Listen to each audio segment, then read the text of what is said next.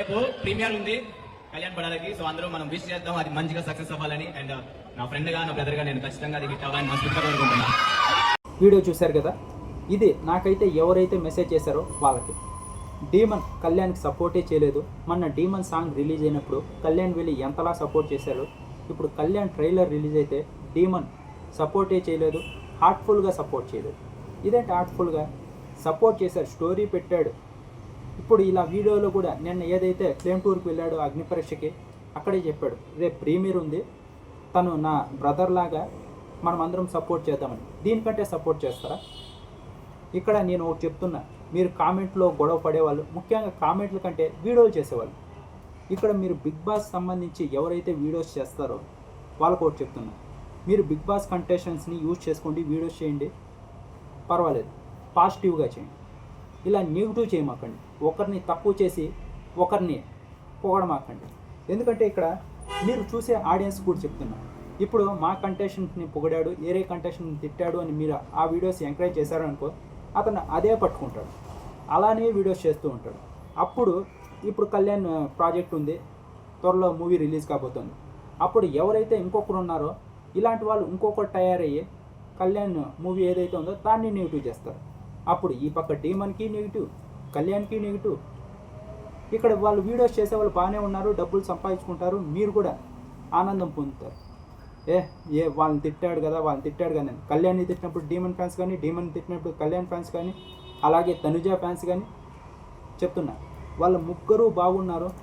మనం ఏదైతే demon song release అయిందో అప్పుడే చూసాం ఎంత బాగున్నారు, ఒకరికొకరు ఎంతలా సపోర్ట్ చేసుకుంటున్నారు.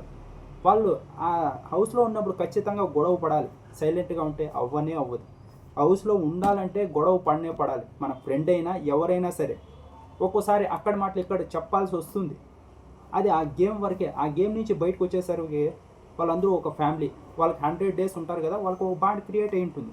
బయటకు వచ్చిన తర్వాత ఒకరినొకరు సపోర్ట్ చేసుకుంటూ ఉంటారు. వాళ్ళు ఫస్ట్ ఒకరితో ఒకరిని కంపేర్ చేయమాకండి.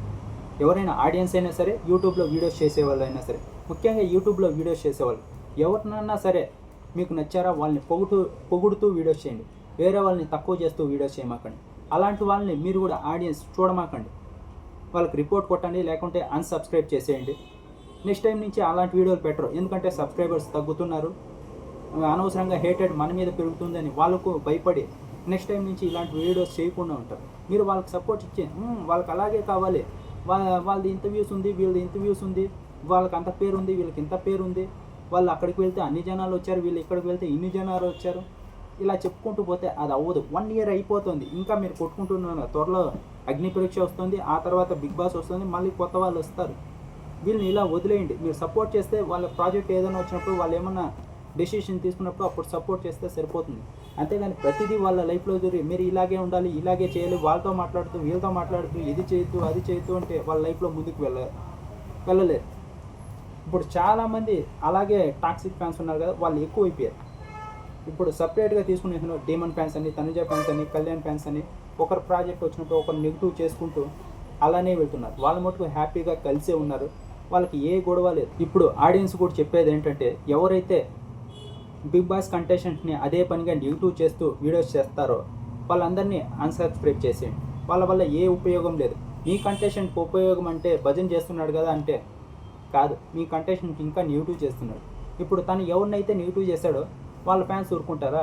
అలాంటి వాళ్ళు ఇక్కడ ఎవరినైతే సపోర్ట్ చేస్తూ వీడియోస్ చేస్తున్నారో అలా ఇంకొక ఛానల్ పెడతాడు, వాడు వచ్చేసి డీమన్ని సపోర్ట్ చేస్తాడు, కళ్యాణ్ని నెగిటివ్ చేస్తాడు. అప్పుడు ఇలానే జరుగుతూ పోతూ ఉంటుంది. ఎవరైతే నెగిటివ్గా మాట్లాడతారో వాళ్ళని అన్సబ్స్క్రైబ్ చేసేయండి. వాళ్ళు ఇంకోసారి మాట్లాడడానికి కూడా భయపడతారు. అప్పుడు అందరు ఫ్యాన్స్ హ్యాపీగా ఉంటారు, వాళ్ళ ప్రాజెక్ట్ వాళ్ళు చేసుకుంటారు, అందరూ హిట్ అవుతారు.